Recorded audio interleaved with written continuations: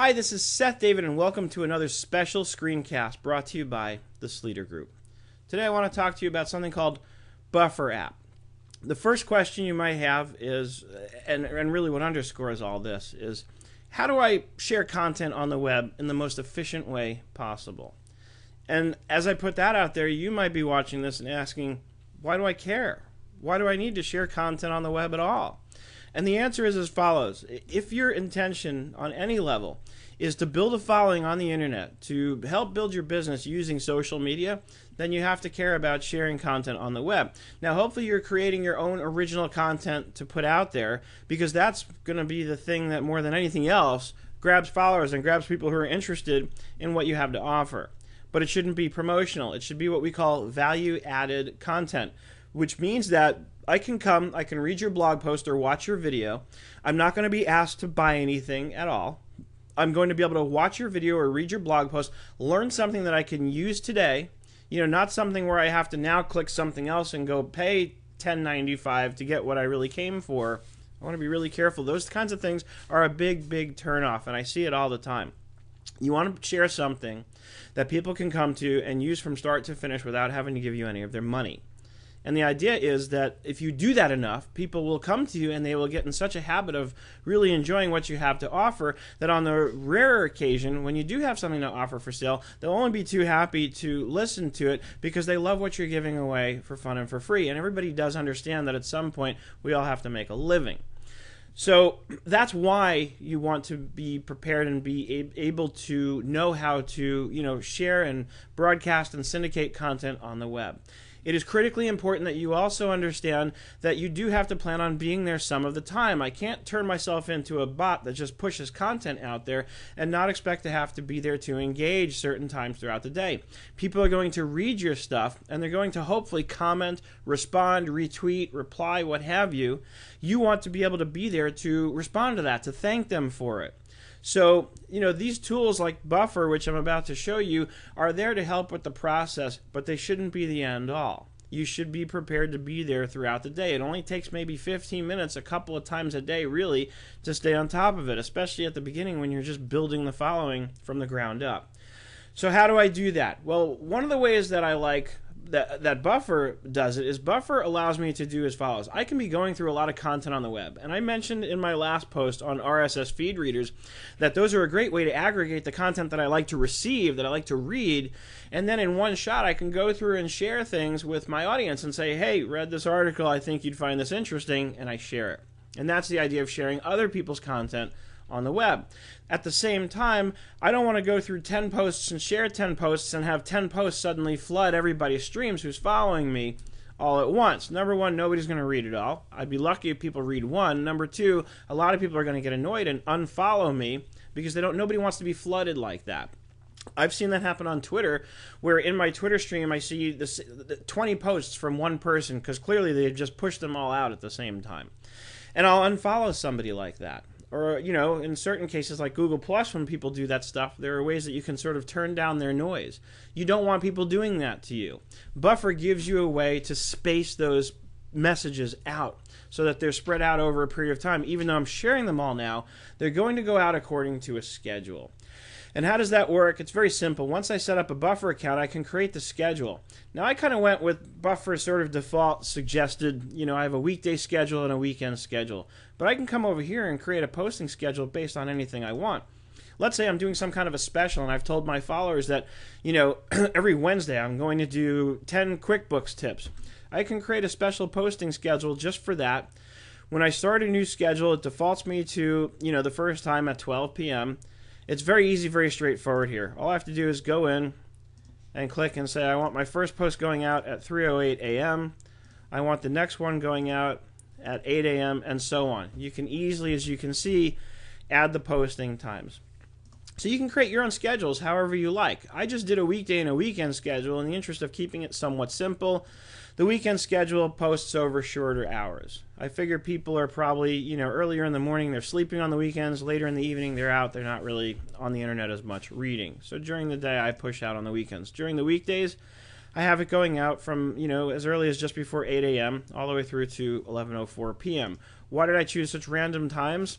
just to be random, just that I'm not pushing out exactly on the hour every hour. That to me gets a little boring, and probably 10 million other people are doing that, so I figured I'd do it a little differently. As you can see on the left-hand side, I've got my connected social networks. If you need to connect more, or in your case, if you're using this for the first time, you won't have any, you're going to click here where it says connect more profiles and pages. And it's very straightforward. Just be logged into the particular network that you want to connect. And as you can see, I can connect Twitter, Facebook, or LinkedIn. And I've got them all. And I've got 2 Facebook. One is my personal Facebook page. One is the business page. When you're sharing, here's an example of one way to share. I can come right here into Buffer and write my own status update and say, hi kids, I hope you're having an absolutely fantastic day. And over here I can choose which of my connected networks I want to share that to.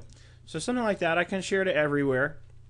Right? Some people will get, the same post twice because some people are connected to me in more than one place, and that's okay.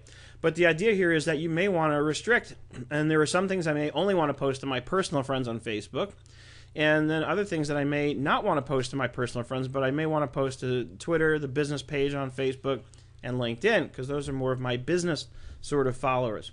But a general message like this, I can just say, hi kids, hope you're having an absolutely fantastic day. Gives me the option to share it right now, or I can say buffer. And when I say buffer, what that means is it's going to add it into my queue.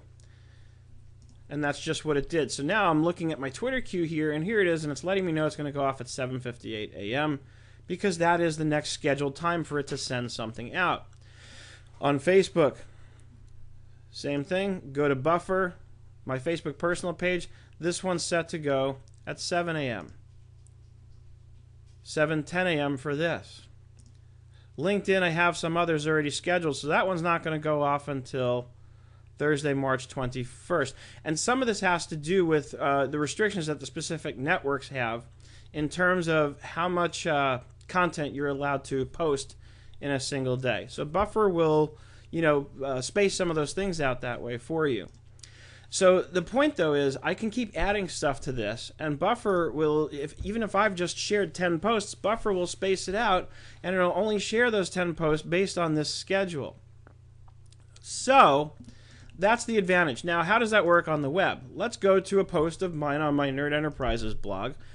Everybody on their blogs has some kind of a social sharing app, and when I hover my mouse over the share this that I've got, sure enough, Buffer is there as one of the choices. So I can click on Buffer, and it's going to bring up sort of a Buffer pop-up, and it accesses my Buffer account. It brings in the title and the link, and then it says, okay, which networks do you want to post that to? Maybe I only want to post that to Twitter and LinkedIn, right? So I can choose, and then once I've got it down, and right here, by the way, I can connect another account if I realize that there's another account I'd like to connect at this particular moment. I kind of like that, so I don't have to go back out to Buffer to add it in. I can do it all right here. But once I'm all set, again, I can either share it now or I can click Buffer. I can also upload a photo or a picture to add to the post if there's not one in there by default. When I click Buffer, it adds it into my Buffer. It confirms. Sure enough, if I come back to Buffer, look at my Twitter schedule, there it is, Introduction to Smart Vault. Coming up, it'll go off at 8:16 a.m. So this, my friends, is why I like Buffer, because it enables me to share a lot of content in a short period of time, but then it spaces it out so that I don't overwhelm my readers. So, I'm going to use an RSS feeder like I talked about in last week's post to quickly find the content that interests me. I'm going to choose the things I want to share based on that using a reader like Google Reader. Unfortunately, that's going down, but I can go into any number of other readers, which I'm going to be taking a look at. And every reader has a way to share content. So over here, I'm looking at the old reader, which sort of claims to be, and as you can see, looks very clean and simple, kind of like Google Reader was. And it's got a sharing option here. Unfortunately, it's not a social sharing option. It's just to share it to other people on the old reader. So again, I have to play around. We all have to play around now and look for new reader options. Hopefully, we can get one like maybe Feedly here, where I can go to, let's say, a social media examiner post, and I can find this one looks interesting. And then I want to find my sharing options here. They're usually at the very bottom of the post. Social Media Examiner is a great place to read and learn about how to use social media, especially for your business. And now finally we get to the sharing options, and sure enough, there's the buffer icon. So Feedly, which is the one I went over as an alternative to Google Reader in last week's video, gives me the option, and it gives you the other sharing options too. But again, I like using the buffer option because now I can take this and click on it, and it brings up buffer, and it really does all the work for me. In theory, all I really have to do, if I don't want to change anything, I probably don't need to, because Social Media Examiner has probably done a pretty good job of optimizing and choosing the right words in their titles and whatnot. Then all I have to do is click on that buffer option, take what it brings up, and click buffer. And Feedly puts in its own little plug that says via @Feedly lets your world know that you're using Feedly to share this, which isn't a terrible thing. It invites more people into the Feedly world.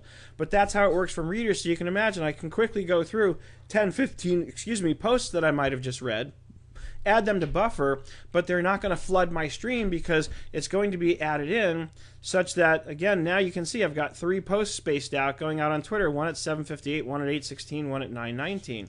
If I go over to Facebook, it shared the Social Media Examiner post. It's going to go off at 8 o'clock exactly. So this is the idea of buffer. It lets me quickly take a lot of content, put it into a buffer, and then it'll space out how it shares it to my followers and readers and friends and Twitters and +1ers and all those people that hopefully like to read what I'm sharing. So as always, I hope you found this interesting and useful, and I hope you learned something valuable from it. I would love to see your comments and see what you think. Are you using buffer already? If so, what do you think of it? How do you use it? If not, now that you've seen this, what do you think? Is this something you think you would like to try? Please post your comments below. Let me know. Engage with me, and I promise I'll respond and get back to you very quickly. I hope you're having an absolutely fantastic day, and I look forward to seeing you on the web.